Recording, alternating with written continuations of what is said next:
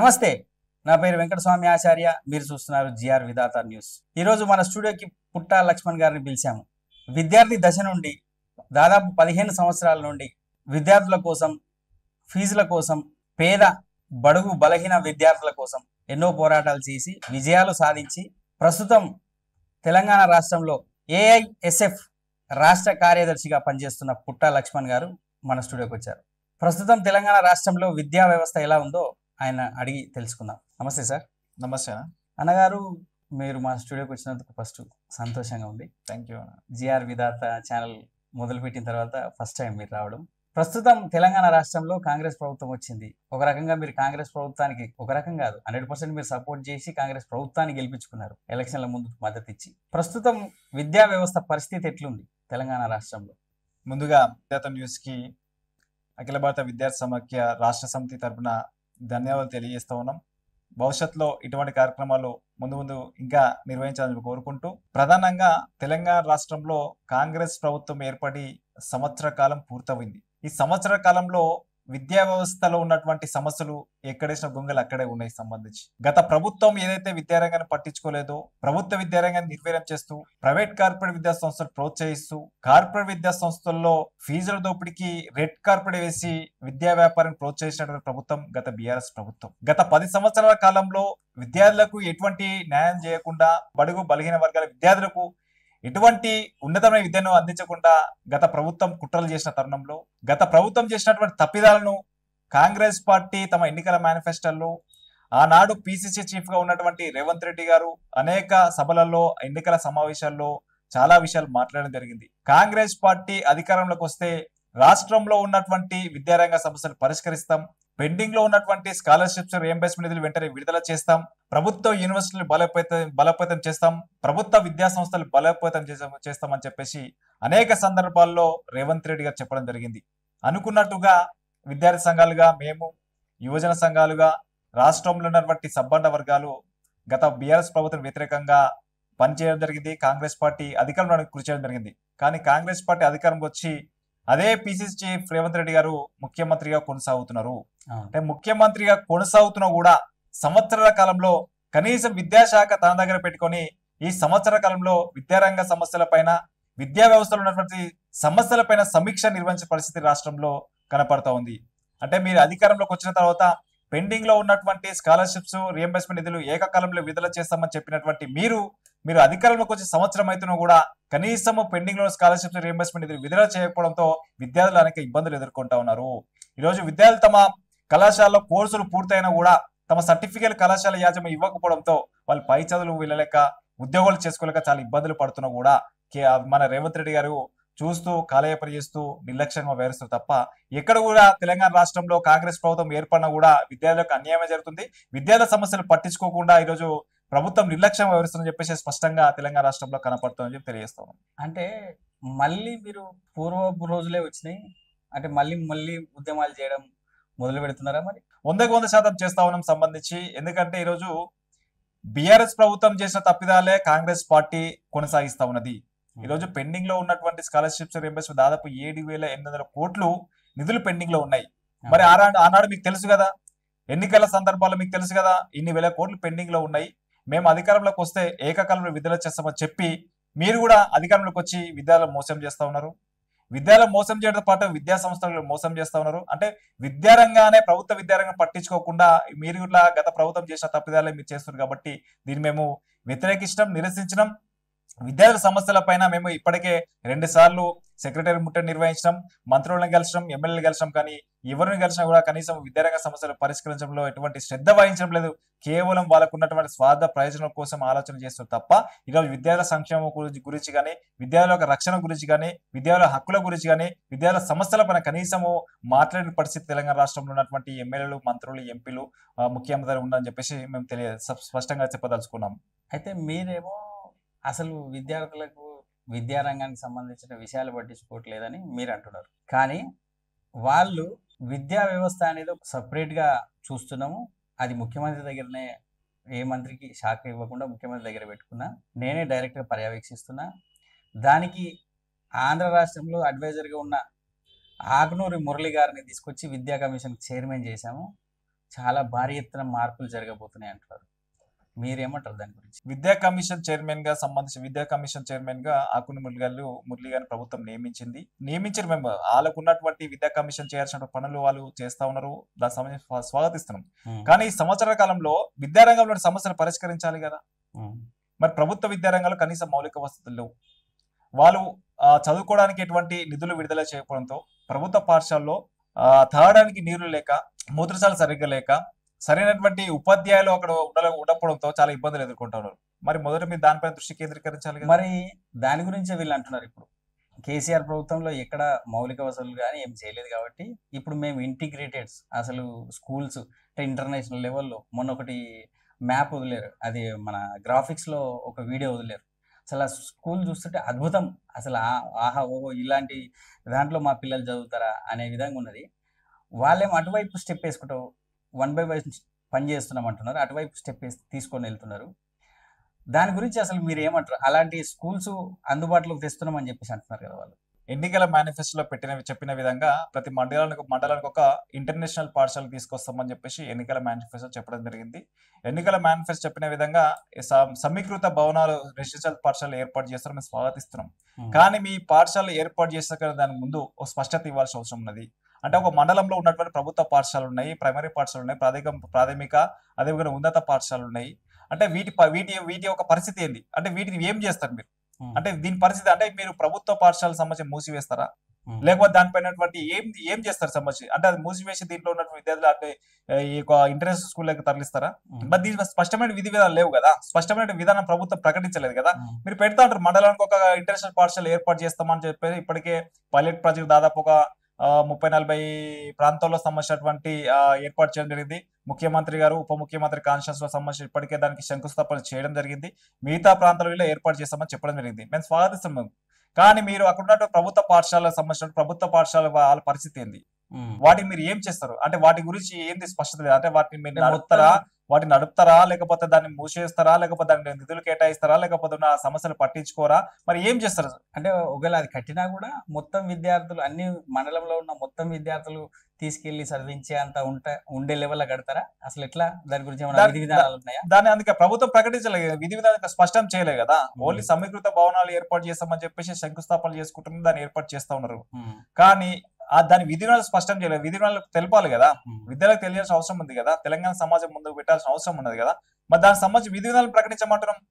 మరి ఎట్లా చేస్తారు, ఎట్లా దాన్ని కొనసాగిస్తారు, ఎట్లా ఏ రకంగా దాన్ని ముందుకు తీసుకుపోతారు, ఎట్లా గతంలో ఉన్నటువంటి అక్కడ ఆ ప్రాంతంలో ఉన్నటువంటి ప్రభుత్వ విద్యా సంస్థల యొక్క వాటి యొక్క పరిస్థితి ఏంది, వాటిని ఏం చేస్తారని చెప్పేసి స్పష్టం చేయాల్సిన అవసరం ప్రభుత్వం పైన ఉన్నదని చెప్పేసి మేము భావిస్తా ఉన్నాం. ఇంకోటి ఇందులో భాగంగా ఏదైతే ఇంటర్మీడియట్ 10వ తరగతి వరకు స్కూల్స్ ఉండే ఇంటర్మీడియట్ అనేది అవసరం లేదు, 12వ తరగతి వరకు స్కూళ్ళల్లో కల్పిస్తామంటున్నారు. దాని గురించి విధి విధానాల గురించి ఏమన్నా మీకు గైడ్ లైన్స్ ఉందా, ఏమన్నా అందాయా?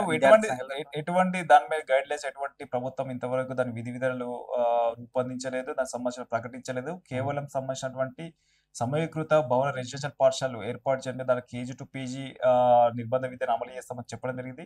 ఆ అమలు చేసే పరిస్థితి ఏ రకంగా అమలు చేస్తామని చెప్పేసి స్పష్టం చేయలేదు. ప్రభుత్వంపై స్పష్టత లేదు కాబట్టి ముందుగా స్పష్టత చేయాలని చెప్పేసి మేము విద్యార్థి సంఘాలుగా ప్రభుత్వాన్ని మేము కోరుతాం. అంటే మీరేమనుకుంటున్నారు, ఇప్పుడు ఉన్న స్కూళ్ళల్లో ఇంటర్మీడియట్ కి అలానే కంటిన్యూ చేస్తే ఫ్యాకల్టీ టీచర్స్ కానీ ఇంకా వేరే వ్యవస్థ కానీ సరిపోతుందా? ఈరోజు రాష్ట్ర వ్యాప్తంగా 400 పైచీలకు ప్రభుత్వ ఇంటర్మీడియట్ కళాశాలలు ఉన్నాయి. ఇప్పుడు ప్రైవేట్ కార్పొరేట్ కళాశాల దాదాపు 2000 పైచీలకు ప్రైవేట్ కార్పొరేట్ కళాశాలలు ఉన్నాయి. వాస్తవానికి 400 కళాశాలలో మీరు ప్రభుత్వం సంబంధించి చిత్తశుద్ధి ఏముంది? ప్రభుత్వంలో ఉన్నటువంటి ఇంటర్మీడియట్ కళాశాలలు 400 ఉంటాయా? దాదాపు లక్షల మంది విద్యార్థులు ఉన్నారు రాష్ట్ర వ్యాప్తంగా. మరి 400 ఇంటర్మీడియట్ కళాశాలలు ఉన్నప్పుడు పెంచాల్సిన అవసరం ఉన్నది కదా, మరి ఎందుకు పెంచలేదు? అందులో నిధులు కేటాయాల్సిన అవసరం ఉన్నది, ఫ్యాకల్టీ పెంచాల్సిన అవసరం ఉన్నది, అక్కడ సరైన వసతులు కల్పించాల్సిన అవసరం ఉన్నది. మరి వీటిపైన ఎందుకు మీరు దృష్టి కేంద్రీకరిస్తలేరు? సడన్ గా మళ్ళీ ఇంటర్మీడియట్ పెంచితే అసలు ఉన్నాయి 400 కాలేజీలు. ఒకవేళ ఆ టీచర్ల నుంచి ఇక్కడ చెప్పించిన ఇంటర్ చెప్పే వాళ్ళని తీసుకొచ్చి స్కూళ్ళలో కలిపినా కూడా అసలు 400 కాలేజీలు ఉన్నాయి. మరి ఇప్పుడు ఇంటర్మీడియట్ వరకు చేస్తే ఎంతమంది టీచర్స్ కావాలి? పరిస్థితి ఏంది? అసలు ఏమైనా విధి విధానాల గురించి మీరేమంటారు? మేము స్పష్టంగా ప్రభుత్వానికి తెలియజేస్తుంది ఏంటంటే, ఏ ప్రభుత్వం వచ్చినా ఆ ప్రభుత్వంలో ఉన్నటువంటి ఒక రాజకీయ లబ్ధి కోసమో కొత్త కొత్త పథకాలు తీసుకొచ్చి, మేము ఒక్కొక్క పథకం తీసుకొచ్చి కాంగ్రెస్ ప్రభుత్వం ఈ స్కీమ్ తీసుకొచ్చని చెప్పుకోవడానికి గొప్పలు పోతారు తప్ప, ఈరోజు కేసీఆర్ గారు అధికారంలోకి వచ్చిన తర్వాత గురుకులాలు తీసుకొచ్చారు. గురుకులాలు తీసుకొచ్చి దాదాపు రాష్ట్రంలో 5 గురుకుల సొసైటీలు ఉన్నాయి. 1022 విద్యా సంస్థలు ఉన్నాయి. దాదాపు 6 లక్షల మంది విద్యార్థులు అందరూ చదువుతున్నారు. దాదాపు ఒక 30,000 మంది సిబ్బంది పనిచేస్తా ఉన్నారు. మరి గత 10 సంవత్సరాలు ఉన్నటువంటి కేసీఆర్ గారు గురుకులాలకు సొంత భవనాలు నిర్మించలేదు. మరి ఏది దౌర్భాగ్యం సంబంధించినట్టు? మీరు గురుకులాలు తీసుకొచ్చి మేము స్వాగతిస్తున్నాం, కానీ మీరు అద్దె భవనంలో పెట్టి లక్షల రూపాయల ఫీజులు, లక్షల రూపాయల రెంటులు చెల్లించి, అద్దెలు చెల్లించి ఈరోజు మీరు కళాశాలకు ఉన్నటువంటి విద్యా సంస్థలు నడుపుతున్నారు. మేము గత ప్రభుత్వం నుంచే మీ గురుకుల సొంత భవనాలు నిర్మించాలి, సొంత భవనాలు కేటాయించినప్పుడే విద్యార్థులకు న్యాయం జరుగుతుంది. అదే విధంగా శాశ్వత భవనాలు ఉంటాయి తప్ప మీరు ఈ రకంగా అద్దె భవనాలు పెట్టి కేవలం మీరు అధికారంలో ఉన్నంత మాత్రాన అధికారం ఉన్నంత వరకే అవి పనిచేస్తాయి తప్ప అధికారం కోల్పోయిన తర్వాత మరి దాని పరిస్థితి ఏంటి? అంటే ఇప్పుడు ప్రస్తుతం ఇంటర్ అనే వ్యవస్థను తీసుకొచ్చి హై స్కూల్లో కలిపేస్తే కూడా మళ్ళీ అదే పరిస్థితి వస్తుందా? అదే పరిస్థితి. అంటే స్పష్టమైనటువంటి విధి విధానాలు ప్రభుత్వం దగ్గర లేదు. ప్రభుత్వానికి విద్యా వ్యవస్థలో అసలు విద్యా వ్యవస్థల రూపకల్పనలు కానీ, విద్యా వ్యవస్థలో ఉన్నటువంటి ఇటువంటి నూతనంగా ఏర్పాటు చేసిన విద్యా సంస్థలు ఏర్పాటు చేసేదానికన్నా ముందు విధి విధాలు స్పష్టం చేయాల్సిన అవసరం ఉన్నది. అంటే ఒక మండలంలో ఇంటర్నేషనల్ పాఠశాలలు ఏర్పాటు చేయడం వల్ల అక్కడ ఉన్నటువంటి KG to PG ఉచిత నిర్బంధ విద్య అమలు చేస్తామని చెప్పినప్పుడు ఆ మండలంలో ఉన్నటువంటి విద్యా సంస్థల యొక్క పరిస్థితి ఏంది, విద్యా సంస్థల యొక్క పనితీరు ఏంది, విద్యా సంస్థలు ఏం చేస్తారో స్పష్టం చేయాలి కదా. అంటే విద్యాలయంలో మెర్జ్ చేస్తారా, లేకపోతే అదే రకంగా కొనసాగిస్తారా, ఇక్కడ ఉన్నటువంటి ఇతర అడ్మిషన్లు తీసుకుంటారా, లేకపోతే ఇతర నూతన విద్యార్థులు చేర్చుకుంటారా? అంటే దానిపై స్పష్టంగా ఒక విధి విధానాలు అనేది ప్రభుత్వం స్పష్టం చేయలేదు. కాబట్టి మేము కూడా స్పష్టం చేయాలని చెప్పేసి అఖిల భారత విద్యార్థి సమాఖ్య రాష్ట్ర సమితిగా ప్రభుత్వాన్ని దృష్టికి తీసుకుపోయినా ప్రభుత్వాన్ని తెలియజేసినాం. మీరు ఏ విద్యా సంస్థలు పెట్టిన విద్యా సంస్థలు మీరు నూతనంగా ఏర్పాటు చేసినా కూడా ఆ విధి విధాలు స్పష్టం చేసి అక్కడ ఉన్నటువంటి విద్యా సంస్థలకు సంబంధించి ఏం చేస్తారో స్పష్టం చేయాల్సిన మీ బాధ్యత, మీ పని ఉందని చెప్పి మేము చెప్పినాం. అయితే ఇంటర్ అనేది కాలేజీలు వాళ్ళ పెద్ద దోపిడీ జరుగుతుంది, దోపిడీ చేస్తున్నారు. ఆ దోపిడీని అరికట్టాలంటే ఇంటర్ అనేది ఉండకుండా ఈ ప్రైవేట్ విద్యా సంస్థలు చాలా పెద్ద దోపిడీ చేస్తున్నాయి. అది తీసుకొచ్చేసి హై స్కూల్లో కలిపేస్తే హై స్కూల్లో ఇంటర్మీడియట్ వరకు కనుక విద్య ఉంటే ఈ దోపిడీ కొంతవరకు అరికట్టవచ్చు. ఇంటర్మీడియట్ అనేది అవసరం లేదు, 12వ తరగతి అనేది చేసేద్దాం అంటున్నారు. ఫ్యూచర్లో ఇప్పటికే 10వ తరగతి వరకు తల్లిదండ్రుల నడ్డీర్చే ప్రైవేట్ స్కూల్ యాజమాన్యాల వ్యవస్థ ఇంటర్ కూడా కలిపితే వాళ్ళ పరిస్థితి ఏందంటారు? ప్రభుత్వం సంబంధించినటువంటి ఇంటర్మీడియట్ సంబంధించి కలిసే ఆలోచన చాలా సరైన ఆలోచన కాదు. అది దానిపైన సంబంధించినటువంటి ఇంకొక విషయం ఏంటంటే, తెలంగాణ రాష్ట్రం కోసం మనం ఉద్యమించడం, తెలంగాణ రాష్ట్ర ఉద్యమంలో పాల్గొన్నాం, తెలంగాణ రాష్ట్రం సాధించుకున్న తెలంగాణ రాష్ట్రంలో ఆనాడు ఉద్యమ నేతగా ఉన్నటువంటి కేసీఆర్ గారు ఏం చెప్పారు? తెలంగాణ రాష్ట్రం ఏర్పడితే రాష్ట్రంలో ఉన్నటువంటి కార్పొరేట్ విద్యా సంస్థలు రద్దు చేస్తామని చెప్పారు. KG to PG ఉచిత నిర్బంధ విద్య అమలు చేస్తామని చెప్పిండు. నా జీవిత కళ అని చెప్పేసి కేసీఆర్ గారు ఉద్యమ సమయంలో చాలా గొప్పలు చెప్పడం జరిగింది. తెలంగాణ ఆకాంక్ష ఆ రకంగా ఉన్నది కాబట్టి నీళ్లు, నిధులు, నియామకాలు మన రాష్ట్రానికి, మన వ్యక్తులకే, మన ఒక తెలంగాణ వాదులకే చెందాలని చెప్పేసి ఎంతో మంది లక్షల మంది ఆకాంక్షించారు. ఆ ఆకాంక్షించడంలో తెలంగాణ ఉద్యమంలో పాల్గొన్నారు. తెలంగాణ ఉద్యమంలో పాల్గొని తెలంగాణ రాష్ట్రం సాధించుకున్న తెలంగాణ రాష్ట్రంలో మొట్టమొదటిగా ముఖ్యమంత్రిగా నియమితులు అనేది కల్వకుంట్ల చంద్రశేఖరరావు గారు.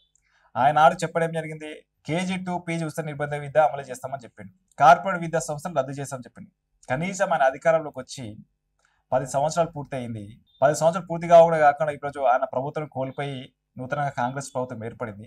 ఆ 10 సంవత్సరాల కాలంలో కేసీఆర్ కనీసం కార్పొరేట్ విద్యా సంస్థలు రద్దు కాదు, కనీసం కార్పొరేట్ విద్యా సంస్థలు జరుగుతున్నటువంటి ఆగడాలపైన, కార్పొరేట్ విద్యా సంస్థలు జరుగుతున్న ఫీజుల దోపిడీ పైన, కార్పొరేట్ విద్యా సంస్థలు జరుగుతున్న ఆత్మహత్యలపై కనీసం స్పందించిన పరిస్థితి ఆ 10 సంవత్సరాల కాలంలో జరిగింది.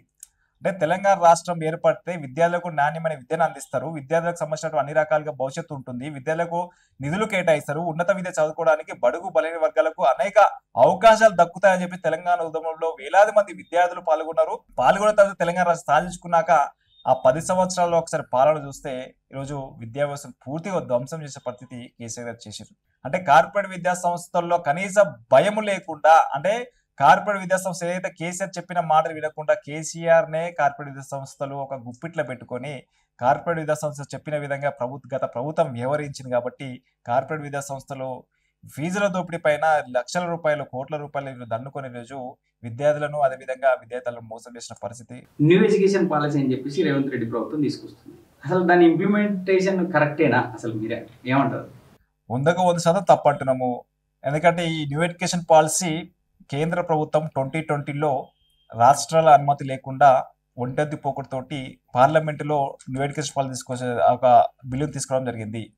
ఆ న్యూ ఎడ్యుకేషన్ పాలసీ గతంలో ఉన్న ఆ జాతీయ కాంగ్రెస్ పార్టీ కూడా దాన్ని వ్యతిరేకించింది.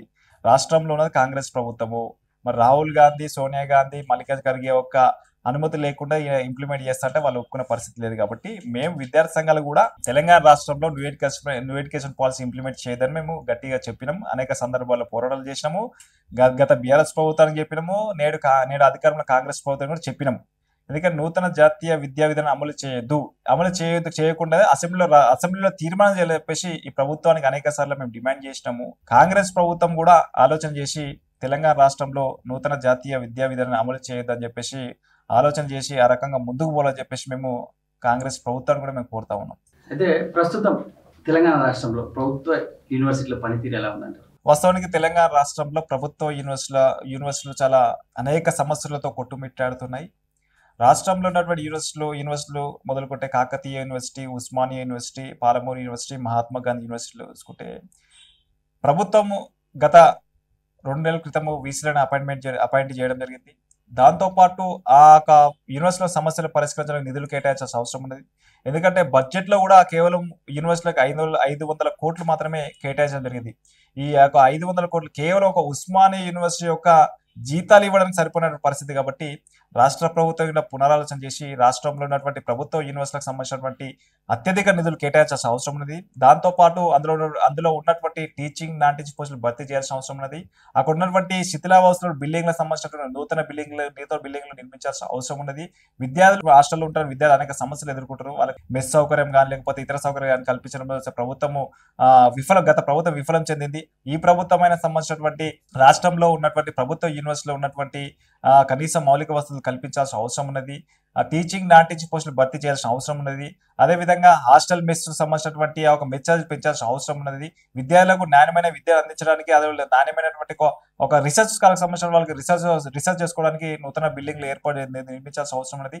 ఏదేమైనా రాష్ట్రంలో ఉన్న యూనివర్సిటీలకు ప్రత్యేకంగా నిధులు కేటాయించాల్సిన బాధ్యత రాష్ట్ర ప్రభుత్వం ఉన్నది. కాబట్టి రాష్ట్ర ప్రభుత్వం కూడా యూనివర్సిటీలకు అత్యధిక నిధులు కేటాయించడం వల్లనే విద్యార్థులకు నాణ్యమైన విద్యను అందించే ప్రయత్నం జరుగుతుంది. కాబట్టి ఆ రకంగా కాంగ్రెస్ ప్రభుత్వం ఆలోచన చేయాలని చెప్పేసి మేము అనేక సందర్భాల్లో ప్రభుత్వాన్ని కోరడం జరిగింది.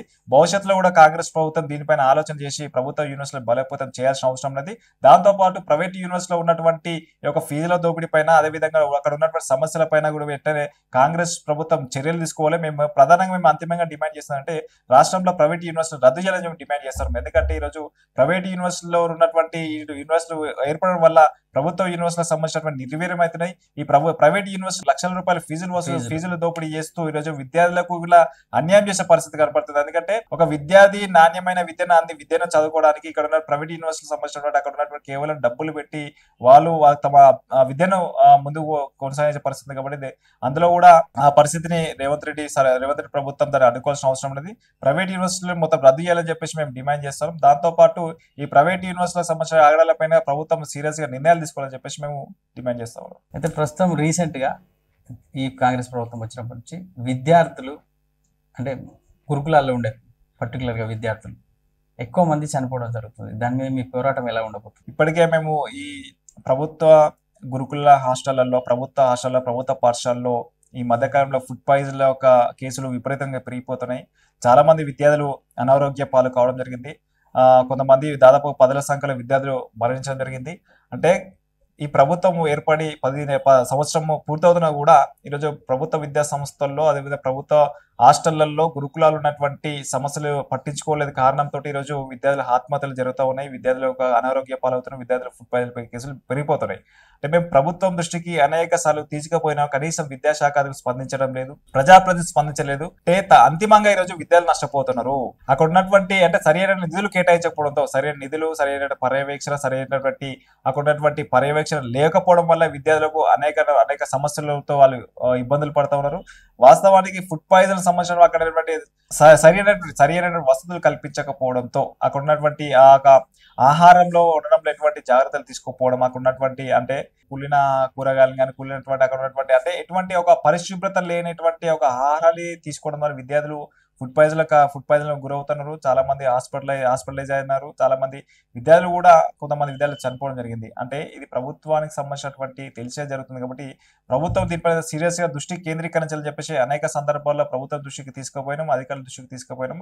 కాంగ్రెస్ ప్రభుత్వం కూడా ఈ యొక్క ఫుడ్ పాయిజన్ పైన సీరియస్ గా దృష్టి కేంద్రీకరించి ప్రభుత్వ హాస్టల్ సంధించాల్సిన అవసరం ఉంది. అదేవిధంగా గురుకులాలను సంధించాల్సిన అవసరం అనేది, ప్రభుత్వ పాఠశాలను సంధించాల్సిన అవసరం ఉంది. అంటే ముఖ్యమంత్రి గారు అనేక సందర్భాల్లో చెప్పడం జరుగుతుంది. అంటే ప్రతి నియోజకవర్గం ఎమ్మెల్యే గానీ, అక్కడ ఉన్నటువంటి అధికారులు కానీ, జిల్లా కలెక్టర్ కానీ వారానికి ఒకసారి లేకపోతే రోజుకి ఒకసారి, లేకపోతే వారానికి ఒకసారి, నెలకు ఒకసారి అన్న ఒక హాస్టల్ సందర్శన చేయాలి. హాస్టల్ సందర్శన చేసి విద్యార్థులతో హాస్టల్ నిద్ర చేయాలి, అక్కడ ఉన్న సమస్యలు పరిష్కరించాలి, ఏదైనా సమస్యలు ఉంటే వెంటనే పరిష్కరించాలని చెప్పేసి ముఖ్యమంత్రికి ఆదేశాలు ఇచ్చినా కూడా కనీసం క్షేత్రస్థాయిలో అది అమలు కావడం లేదు.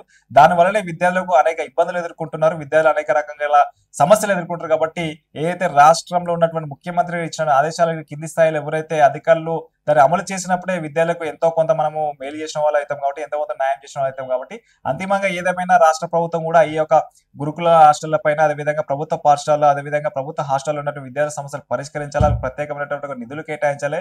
అదేవిధంగా ధరలకు అనుగుణంగా ఛార్జీలు పెంచాల్సిన అవసరం లేదు, కాస్మెటిక్ ఛార్జీలు పెంచాల్సిన అవసరం లేదు. ఎందుకంటే వారు అనేక ఇబ్బందులతో ఈరోజు హాస్టల్లో చదువుకుంటారు కాబట్టి వాళ్ళకు ఎటువంటి ఇబ్బందులు లేకుండా దాన్ని చూసుకోవాల్సిన బాధ్యత విద్యాశాఖ పైన, అదేవిధంగా రాష్ట్ర ప్రభుత్వం ఉన్నది. కాబట్టి రాష్ట్ర ప్రభుత్వం వెంటనే ఈ గురుకులాలకు సంబంధించినటువంటి ఫుడ్ పాయిజన్ల పైన, అదేవిధంగా ప్రభుత్వ హాస్టళ్ల పైన, ప్రభుత్వ పాఠశాలల పైన వెంటనే సీరియస్ గా దృష్టి కేంద్రీకరించి అత్యధిక నిధులు కేటాయించి ఆ సమస్యలు లేకుండా వాళ్ళు పరిష్కరించే విధంగా చర్యలు తీసుకోవాలని చెప్పేసి మేము రాష్ట్ర ప్రభుత్వాన్ని కోరుతా ఉన్నాం. విద్యార్థి సంఘాల తరపున మీరు ఇంతవరకు హాస్టల్ని ఏమైనా సందర్శించారా? ఫుడ్ గురించి ఏమైనా ఎంక్వైరీ చేశారా మీ యూనియన్ తరపున? మేము దాదాపు మా విద్యార్థి సంఘం, అఖిల భారత విద్యార్థి సంఘం ఏఐఎస్ఎఫ్ గా మేము హాస్టల్ సందర్శన చేయడం జరిగింది, ప్రభుత్వ పాఠశాల సందర్శన చేసినాం, గురుకులాల సందర్శన చేసినాం. సమస్యలు ఒకసారి మీరు సందర్శన చేసినప్పుడు అక్కడ ఉన్న సమస్యలు చూస్తే సమస్యలు ఎవరు జటిలమైన సమస్యలు ఉన్నాయి. సమస్య అంటే ఒక్కొక్క హాస్టల్లో ఉన్నటువంటి ఈరోజు వర్షాలు వస్తే ఆ పైకప్పులు ఊడిపోయి కింద పడిపోయే ప్రమాదం ఉన్నది సంబంధించి. కనీసం పడుకోవడానికి కనీసం సరైన స్థలం లేని హాస్టల్ ఎన్నో ఉన్నాయి సంబంధించినటువంటి. ఆ నాణ్యమైన ఆహారాన్ని అందించకుండా ఈరోజు చాలా మంది విద్యార్థులు అనేక ఇబ్బందులు ఎదుర్కొంటూ ఉన్నారు. అంటే అక్కడ మేము సమస్యలను విజిట్ చేసినప్పుడు ఆ సమస్యలు చూస్తే ఆ సమస్యలకు సంబంధించినటువంటి మేము స్థానిక అధికారుల దృష్టికి కానీ, విద్యాశాఖ దృష్టికి తీసుకొని కనీసం వాళ్ళు తమ ఒక కుటుంబ పరిస్థితి, కుటుంబ ఆర్థిక నేపథ్యం, వాళ్ళ కుటుంబంలో ఉన్నటువంటి, ఎందుకంటే వాళ్ళకు ఉన్నటువంటి పరిస్థితులను బట్టి వాళ్ళు హాస్టల్లో వచ్చి చదువుకుంటున్నారు. కానీ ఈరోజు హాస్టల్లో చదువుకుంటే హాస్టల్ల పరిస్థితి చాలా అధ్వానంగా తయారైనాయి. ఎందుకంటే హాస్టల్లో కనీసం పట్టించుకునే పరిస్థితి లేదు. ఈరోజు సరైన వార్డెన్లు లేరు, సరైనటువంటి భోజనాలు చేసేటటువంటి ఆ వ్యక్తులు లేరు. అంటే వాళ్ళకు ఉన్నటువంటి ఏదైతే ఫెసిలిటీ కల్పించాల్సినటువంటి అవసరాలు లేకుండా ఈరోజు విద్యార్థులు అనేక ఇబ్బందులు ఎదుర్కొంటున్నారు. అంటే వాళ్ళు ఆ సమస్యల వలంలో కొట్టుమిట్టాడుకుంటూ తమ చదువును ముందుకు తీసుకునే ఉద్దేశంతో వాళ్ళు అక్కడ ఉండి చదువుకుంటారు తప్ప ప్రభుత్వాలు అదేవిధంగా విద్యాశాఖకు సంబంధించినటువంటి అధికారులు కనీసం ఆ సమస్యల పరిష్కారానికి కనీసం చొరవ చూపునే ప్రయత్నం చేస్తారు. కాబట్టి ఈరోజు రాష్ట్రంలో ఉన్నటువంటి ప్రభుత్వ హాస్టళ్లు, గురుకులాల హాస్టళ్లు, అదేవిధంగా ప్రభుత్వ పాఠశాలలో ఉన్నటువంటి సమస్యలు అనేకం ఉన్నాయి. చాలా మంది విద్యార్థులు అనేక ఇబ్బందులు ఎదుర్కొంటారు. కాబట్టి ఆ ఇబ్బందుల సమస్య మేము అధికారుల దృష్టికి, ప్రభుత్వం దృష్టికి తీసుకుపోయినాం. కనీసం వాళ్ళ స్పందన లేదు. అది స్పందించాల్సిన అధికారులు స్పందించడం లేదు, స్పందించాల్సినటువంటి ప్రభుత్వంలో ప్రజాప్రతినిధులు స్పందించడం లేదు. దీనివల్ల విద్యార్థులు అనేక ఇబ్బందులు ఎదుర్కొంటారని చెప్పేసి అనేక సందర్భాల్లో చెప్పినాం, తెలియజేసినాం. అయితే ఇప్పుడు ప్రస్తుతం స్కాలర్షిప్లకు వస్తే ఓవర్సీస్ స్కాలర్షిప్లు కానీ, ఇక్కడ స్కాలర్షిప్లు కానీ అసలు విడుదల చేయకపోవడాన్ని మీరు ఎలా చూస్తారు? 7,800 కోట్లు పెండింగ్ లో ఉన్నాయి. ఈ 7,800 కోట్లు పెండింగ్ లో ఉండడం వల్ల, నిధులు విడుదల చేయకపోవడం వల్ల రాష్ట్రంలో ఉన్నటువంటి దాదాపు 14 లక్షల మంది విద్యార్థులు స్కాలర్షిప్స్ రియంబర్స్మెంట్ పైన ఆధారపడి ఈ విద్యను అభ్యసిస్తూ ఉన్నారు. అంటే ఈరోజు విద్యార్థులు తమ కళాశాలలో కోర్సులు పూర్తయినా కూడా వాళ్ళు ఉన్నత చదువులకు పోవడానికి, ఉద్యోగాలు చేసుకోవడానికి ఆ కళాశాల యాజమాన్యాలు వాళ్ళ సర్టిఫికేట్ ఇవ్వడం లేదు. దీనికి ప్రధానమైన కారణం ప్రభుత్వం రియంబర్స్మెంట్ నిధులు విడుదల చేయకపోవడంతో ఈరోజు యాజమాన్యాలు వాళ్ళ సర్టిఫికేట్ ఇవ్వడం లేదు. ఈరోజు చాలా మంది డిగ్రీ అండ్ పీజీ కళాశాల యాజమాన్యాలు గవర్నమెంట్ స్కాలర్షిప్స్ రియంబర్స్మెంట్ నిధులు విడుదల చేయకపోవడంతో వాళ్ళు కేవలం ఆ స్కాలర్షిప్స్ రియంబర్స్మెంట్ పైన ఆధారపడి నడిచేటువంటి బడ్జెట్ కళాశాల చాలా తీవ్రంగా ఇబ్బందులు ఎదుర్కొంటున్నారు. వాళ్ళు కనీసం ఆ కళాశాలలో పనిచేసిన సిబ్బందికి జీతాలు ఇవ్వని పరిస్థితి, అప్పులు చేసి కళాశాలలు రద్దు చేస్తున్నారు. ప్రభుత్వం దృష్టికి కనీసం స్పందించిన పరిస్థితి. అంటే ఈరోజు ప్రభుత్వం స్కాలర్షిప్స్ రియంబర్స్మెంట్ నిధులు విడుదల చేయకపోవడంతో మేము కళాశాలలు నడపలేమని చెప్పేసి దాదాపు ఒక వారం రోజుల నిరవధిక బంద్ కూడా ప్రకటించడం జరిగింది. బంద్ నిర్వహించిన పరిస్థితి మన రాష్ట్రంలో చూసినాం. అంటే ఈరోజు డిగ్రీ పీజీ కళాశాలలు నిరవధిక బంద్ నిర్వహించిన తరుణంలో ఉప ముఖ్యమంత్రి మల్లు బట్టి విక్రమార్ గారు ఈ యొక్క కళాశాల మన డిగ్రీ పీజీ కళాశాల యాజమాన్యాలతో సంప్రదింపులు జరపడం జరిగింది. సంప్రదింపులు జరిపి మేము ఒక 10 రోజుల్లో మీకు స్కాలర్షిప్స్ రియంబర్స్మెంట్ నిధులు విడుదల చేస్తాం, మీరు కళాశాలని బంద్ చేయకండి, మీ కళాశాల రన్ చేయండి, విద్యార్థుల భవిష్యత్తు కాపాడని చెప్పేసి చెప్పడం జరిగింది. వారు ఆ ఒక ఉప ముఖ్యమంత్రి మాట నమ్మి ఈ రోజు కళాశాల రన్ చేసిరు, అదేవిధంగా రన్ చేస్తారు అని ఇప్పటి వరకు కూడా రియంబర్స్మెంట్ నిధులు విడుదల చేయకుండా జాప్యం చేస్తుంది, కాలయాపన చేస్తుంది. దీనివల్ల అంతిమంగా నష్టపోతే విద్యార్థులు నష్టపోతున్నారు. ఏదైతే బడ్జెట్ కళాశాలలు నష్టపోతున్నారు అంటే మీరు ఎన్నికల మేనిఫెస్టోలు చెప్పడం జరిగింది, మేము అధికారంలోకి వచ్చిన తర్వాత ఏకకాలంలో పెండింగ్ లో ఉన్నటువంటి రియంబర్స్మెంట్ స్కాలర్షిప్ నిధులు 7,800 కోట్లు ఏకకాలంలో విడుదల చేస్తామని చెప్పేసి మీ ప్రభుత్వం నాయకులు, మీ ప్రభుత్వంలోని ముఖ్యమంత్రి గారు మీరు అనేక సందర్భాలు చెప్పడం జరిగింది. అంటే మీరు చెప్పిన మాటకే విలువ లేకుండా, మీరు చెప్పినటువంటి మాటలకే కట్టుబడి లేకుండా మీరు గత ప్రభుత్వం చేసినటువంటి తప్పుదాలు ఏదో ఈ ప్రభుత్వం చేస్తుందని చెప్పేసి అనేక సార్లు మేము ఆరోపించినాము. దానికి సంబంధించినటువంటి మీ మాట నిలబెట్టుకోని చెప్పేసి రాష్ట్ర ముఖ్యమంత్రి రేవంత్ రెడ్డి గారు చెప్పడం జరిగింది. దాంతోపాటు మన ఉప ముఖ్యమంత్రి మల్లు బట్టి విక్రమార్క చెప్పడం జరిగింది. అంటే ప్రభుత్వంలో ఎటువంటి చలనం లేదు. అంటే ఈరోజు విద్యార్థులు అనేక సమస్యలు ఎదుర్కొన్నా విద్యార్థుల సమస్య పట్టించుకోరు. అంటే ఈరోజు విద్యార్థుల సమస్యలు పట్టించుకోకపోవడం వల్ల విద్యార్థులు మరి ఎవరి సమస్యలు చెప్పుకోవాలి?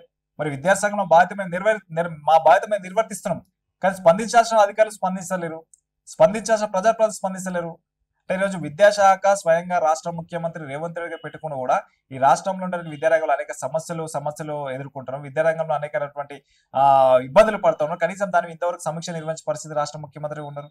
అంటే వీటన్నిటిపై సమీక్ష నిర్వహించాలని చెప్పేసి మేము పోరాటం చేస్తాం.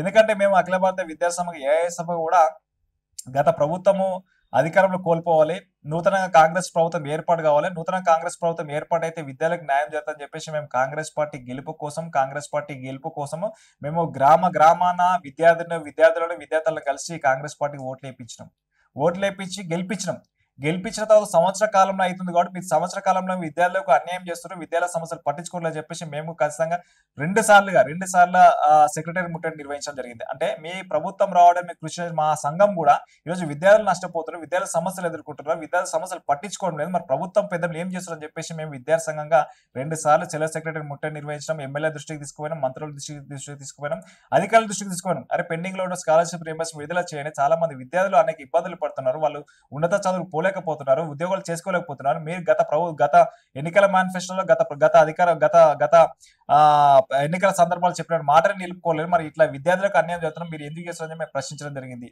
దాంతో పాటు ఈరోజు రాష్ట్ర వ్యాప్తంగా ఓవర్సీస్ స్కాలర్షిప్ చాలా పెండింగ్ లో ఉన్నాయి. అంటే ఈరోజు ఓవర్సీస్ స్కాలర్షిప్ సంబంధించి ఎవరండి పేద బడుగు బలహీన వర్గాలు చెందిన విద్యార్థులు ఈరోజు ఆ స్కాలర్షిప్ సంబంధించినటువంటి లబ్ధి చెందే అవకాశం సంబంధించి అంటే మీ ప్రభుత్వం ఇచ్చినటువంటి మాటకు వాళ్ళు నమ్మి చాలా మంది విద్యార్థులు ఈరోజు బయట దేశాలు అంటే వివిధ దేశాల్లో అంటే ఇప్పుడు మామూలుగా ప్రపంచ దేశాల్లో కొంతమంది కెనడా, ఆస్ట్రేలియా, అమెరికా లాంటి దేశాల్లో విద్య అభ్యసించడానికి వాళ్ళు వెళ్ళడం జరిగింది. అంటే ఓవర్సీస్ స్కాలర్షిప్స్ ఇవ్వకపోవడం వల్ల వాళ్ళు దాదాపు 30 నుంచి 40 లక్షలు 50 లక్షలకు సంబంధించినటువంటి ఒక కుటుంబంలో ఎట్లా తండ్రి ఎట్లా భరిస్తారు, ఎట్లా దాన్ని కట్టగలుగుతారు సంబంధించిన వాళ్ళ పరిస్థితి ఏంటి? అంటే విదేశాల్లో ఉన్నటువంటి విద్యార్థుల పరిస్థితి ఏంటి? మీరు ఓవర్సీస్ స్కాలర్షిప్ రిలీజ్ చేయరు, మళ్ళీ అక్కడ ఉన్న విద్యార్థుల పరిస్థితి అని వాళ్ళు అనేక ఇబ్బందులు ఎదుర్కొంటారు, మరి వాళ్ళు ఎవరు పట్టించుకుంటారు? అంటే ప్రభుత్వాలు మీరు చెప్పినటువంటి ఒక మాటకు కట్టుబడి ఉండకుండా మీరు విడుదల చేస్తామని చెప్పినటువంటి ఓవర్సీస్ స్కాలర్షిప్ విడుదల చేయకుండా ఈరోజు కాలయాపన చేస్తే అంతిమంగా నష్టపోతుంది విద్యార్థులు. కాబట్టి దీనివల్ల విద్యార్థులు అనేక ఇబ్బందులు ఎదుర్కొంటారు. కాబట్టి ప్రభుత్వం వెంటనే ఆలోచన చేసి ఒక ఓవర్సీస్ స్కాలర్షిప్ విడుదల చేయడం అనేక సందర్భాలు మేము చెప్పినాం. భవిష్యత్తులో కూడా ఈ యొక్క ఓవర్సీస్ స్కాలర్షిప్ సంబంధించి విడుదలైతే కాలయాపన చేస్తే ఖచ్చితంగా మేము విద్యార్థి సంఘంగా ఉద్యమిస్తామని చెప్పేసి రాష్ట్ర ప్రభుత్వానికి హెచ్చరిక చేస్తున్నాం. ఏదేమైనా రాష్ట్రంలో ఉన్నటువంటి రాష్ట్ర వ్యాప్తంగా ఉన్నటువంటి విద్యారంగ సమస్యలు పరిష్కరించాల్సిందే. ఏదైనా మీరు రేవంత్ రెడ్డి గారు ఏదైతే మీరు విద్యార్థులకు ఎన్నికల సందర్భంగా హామీలు నిర్వహించిన బాధ్యత మీ పైన ఉన్నది. దాంతో పాటు మీరు ఎన్నికల మేనిఫెస్టో ఏం పెట్టారండి? ఎన్నికల మేనిఫెస్టో మేము ఎన్నికల్లో అధికారంలోకి వచ్చిన తర్వాత మేము బడ్జెట్ లో 15% నిధులు కేటాయిస్తామని చెప్పారు. కానీ బడ్జెట్ లో ఎంత నిధులు పెట్టారు? 7.3% నిధులు మాత్రం కేటాయించలేదు. అంటే మీరు చెప్పిన మాట అంటే ఎన్నికల సందర్భాల్లో మేము విద్యారంగానికి 15% నిధులు కేటాయిస్తామని చెప్పారు. మీరు మొట్టమొదటిసారిగా ప్రవేశపెట్టిన బడ్జెట్ లో 7.3% నిధులు కేటాయించారు. అంటే మీరు చెప్పిన మాటకే మీరు కట్టుబడి ఉండకుండా మళ్ళీ మీరు విద్యార్థులు మోసం చేస్తున్నారు కదా. గత ప్రభుత్వం విద్యార్థులు మోసం చేసింది, ఆ ప్రభుత్వం విద్యార్థులు మోసం చేసింది కాబట్టి మీ ప్రభుత్వానికి విద్యార్థులకు అవకాశం ఇచ్చారు. మాలాంటి విద్యార్థి సంఘాలు మీకు సపోర్ట్ చేసినాయి. అయినా కూడా మీరు సంబంధించినటువంటి అధికారంలోకి వచ్చిన తర్వాత గత ప్రభుత్వం మీ ప్రభుత్వం తేడా ఏముందండి? మీరు గత ప్రభుత్వం చేసినటువంటి తప్పులు మీరు చేస్తున్నారు అంటే దీనివల్ల నష్టపోయేది విద్యార్థులు నష్టపోతున్నారు. విద్యార్థులు నష్టపోతే ఈ రోజు విద్యార్థులు నష్టపోతుంది. అంతిమంగా ఏంటంటే ఈ రాష్ట్రంలో ఉన్నటువంటి మనకి ఏంటంటే భావి భారత పౌరులు ఎవరైతే మనం అనుకుంటున్నామో అటువంటి విద్యార్థులకు నష్టం జరిగినప్పుడు వారి మరి ఏ రకంగా ముందుకు పోతారు, వాళ్ళు ఎట్లా భవిష్యత్తును ముందు తీసుకోగలుగుతారు, ఎట్లా మరి చదువుకోగలుగుతారు, ఎట్లా వాళ్ళు ఉన్నత స్థానాలు పోగలుగుతారని ఒకసారి మీరు ఆలోచన చేయాల్సిన అవసరం ఉన్నది. ఎందుకంటే విద్యాశాఖ మీ దగ్గరనే ఉంది. ఒక రాష్ట్ర ముఖ్యమంత్రి దగ్గర విద్యాశాఖ ఉంటే రాష్ట్రంలోని విద్యారంగ సంస్థలు పరిష్కరితం ఎవరైనా భావిస్తారు. కానీ ఏం జరుగుతుంది రోజు విద్యాశాఖ స్వయంగా రేవంత్ రెడ్డి దగ్గర పెట్టుకున్నా కూడా ఆయన దగ్గర ఉంచుకున్నా కూడా కనీసం విద్యారంగంలో ఇంత సమీక్ష నిర్వహించే పరిస్థితి. రోజుకొక సమస్య చూస్తున్నాం. ప్రభుత్వ పాఠశాల గానీ, ప్రభుత్వ హాస్టల్లో గానీ, గురుకుల హాస్టల్లో గానీ, బాసర త్రిపేటలో గానీ రోజుకొక విద్యారంగ సమస్యలు. మరి ఈ సమస్యల పైన ఎవరు సమీక్షిస్తారు, ఎవరు దానికి సంబంధించిన పరిశీలన చేస్తారు, ఎవరు దాని సమీక్ష నిర్వహించి ఎవరు సమస్యలు పరిష్కరిస్తారు? మీరే కదా. అధికారుల సమస్యలు పరిష్కరించాలి కదా, ప్రభుత్వంలో ఉన్నటువంటి పెద్దల సమస్యలు పరిష్కరించాలి కదా. మరి మీరే పట్టించుకోకపోతే విద్యాల పరిస్థితి ఏంటని చెప్పేసి అనేక సందర్భాలు ప్రశ్నించడం, భవిష్యత్తులో ప్రశ్నిస్తామని చెప్పేసి తెలియజేస్తా ఉన్నాం. చివరిగా ఆకునూరి మురళి గారిని విద్యా కమిషన్ చైర్మన్ గా నియమించడం వల్ల విద్యా వ్యవస్థకు న్యాయం జరుగుతుందని మీరు అనుకుంటున్నారా? ఇప్పుడు ఆకునూరి మురళి గారు వాళ్ళు క్షేత్రస్థాయిలో వారు పరిశీలన చేస్తా ఉన్నారు. రాష్ట్రంలో ఉన్నటువంటి ప్రభుత్వ పాఠశాల ఉన్న సమస్యలు ఏంది, వాళ్ళ పనితీరు ఏంది, ప్రభుత్వాలు ఏమి చేయాలని చెప్పేసి వాళ్ళ ఒక పూర్తిగా నివేదిక తయారు చేస్తున్నట్టు మాకున్నటువంటి సమాచారం. ఆ నివేదికను తీసుకొని ప్రభుత్వం దగ్గర పెట్టినప్పుడు ప్రభుత్వం దాన్ని అమలు చేపిస్తాడా చేయిపోయాడా? ఒకవేళ అమలు చేపిస్తేనే ఆయన విజయవంతమైనట్టు, ఒకవేళ అమలు చేయకపోతే మాలాంటి విద్యార్థి సంఘాల పైన విద్యార్థి విలువ మాకు ఇంకా బాధ్యత, ఇంకా మాకు పెద్ద బాధ్యత ఉంది ముందు ఉందని చెప్పేసి మేము భావిస్తా ఉన్నాం. ఏదైనా సరే వారికి ఇచ్చినట్టు ఆకునూరి మురళికి ఇచ్చినటువంటి విద్యా కమిషన్ చైర్మన్ గా ఆయన రాష్ట్రంలో ఉన్నటువంటి ప్రభుత్వ పాఠశాలకు సంబంధించినటువంటి ప్రభుత్వ విద్యా సంస్థలకు సంబంధించినటువంటి పనితీరును మెరుగుపరచాల్సిన బాధ్యత ఆయన పైన ఉన్నది. ఆ రకంగా చేయాలని చెప్పేసి మేము ఆశిస్తున్నామా. ఒకవేళ ఆకునూరి మురళి గారు కూడా అదే రకంగా మీరు విద్యారంగ ప్రభుత్వ పాఠశాలకు సంబంధించిన పనితీరు కానీ, అక్కడ ఉన్నటువంటి అభివృద్ధికి సంబంధించిన కానీ, విద్యా సంస్థల పనితీరు కానీ ఆ ప్రభుత్వాలు చేయాల్సిన బాధ్యత సక్రమంగా నిర్వర్తించడం ఖచ్చితంగా మేము కూడా వ్యతిరేకిస్తాం. ఖచ్చితంగా భవిష్యత్తు మేము కూడా పోరాటాలు కొనసాగిస్తాం. ఏదేమైనా ఈ రోజు రాష్ట్రంలో ఉన్నటువంటి కాంగ్రెస్ ప్రభుత్వం ప్రభుత్వ విద్యారంగాన్ని కాపాడాల్సిన బాధ్యత ప్రభుత్వం పైన ఉన్నది. ప్రభుత్వ విద్యా సంస్థ చదువుకున్న విద్యార్థులకు న్యాయం చేసిన బాధ్యత ప్రభుత్వం పైన ఉన్నది. వారికి మెరుగైన విద్యను అందించడానికి, మెరుగైనటువంటి సౌకర్యాలు కల్పించడానికి, మెరుగైనటువంటి అవకాశాలు కల్పించాల్సిన బాధ్యత ప్రభుత్వాల పైన ఉన్నది.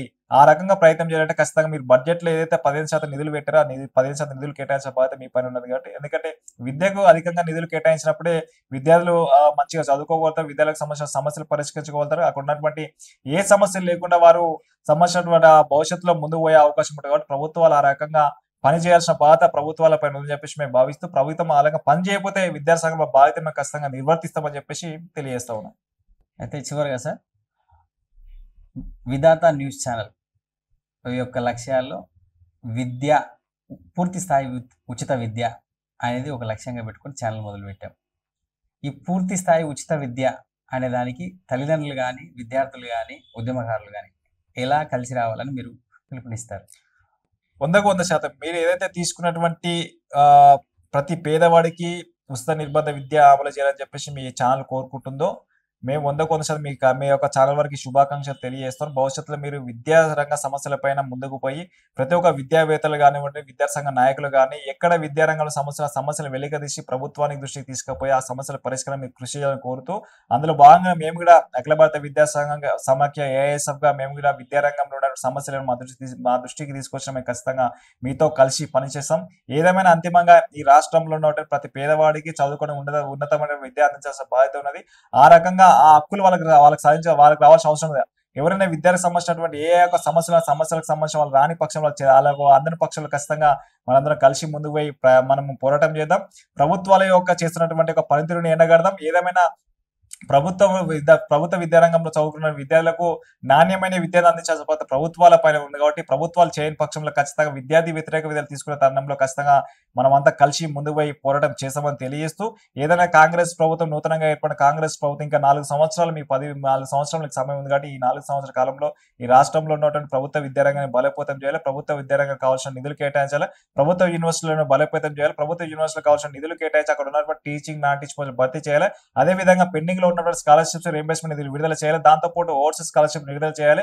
ఇవన్నీ ఏదైతే మీరు గత ఎన్నికల మేనిఫెస్టో చెప్పిన విధంగా విద్యారంగానికి అధిక నిధులు కేటాయించి ప్రభుత్వ విద్యారంగాన్ని బలోపేతం చేసి ప్రభుత్వ విద్యారంగంలో ప్రభుత్వ విద్యా సంస్థ చదువుతున్న విద్యార్థులకు అన్ని రకాలుగా న్యాయం చేసే విధంగా ప్రభుత్వాలు చర్యలు తీసుకోవాలని చెప్పేసి మేము ప్రధానంగా డిమాండ్ చేస్తాము. ఒకవేళ లేని పక్షాలు ఖచ్చితంగా ఈ ప్రభుత్వానికి వ్యతిరేక ఏదైతే విద్యా వ్యతిరేక విధాలు తీసుకొచ్చి విద్యాలకు అన్యాయం చేస్తున్నటువంటి సందర్భంలో ఖచ్చితంగా ప్రభుత్వానికి వ్యతిరేకంగా మేము విద్యార్థులు పెద్ద ఎత్తున సమీకరించి ప్రభుత్వ వ్యతిరేక పోరాటం కొనసాగిస్తామని చెప్పేసి ఈ సందర్భంగా మేము తెలియజేస్తా ఉన్నాం. Thank you sir. Thank you అన్న.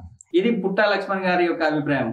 కాంగ్రెస్ ప్రభుత్వం 15% రాష్ట్ర బడ్జెట్లో నిధులు విద్యా వ్యవస్థకు విద్యారంగానికి కేటాయించాలని చెప్పేసి ఆయన డిమాండ్ చేస్తూ, ముఖ్యంగా కాంగ్రెస్ పార్టీకి మేము మద్దతు ఇవ్వడానికి కారణం ఇంతకుముందుకు ఎలక్షన్లలో 15% బడ్జెట్ని కేటాయిస్తామని చెప్పడం కాంగ్రెస్ పార్టీ చేసింది.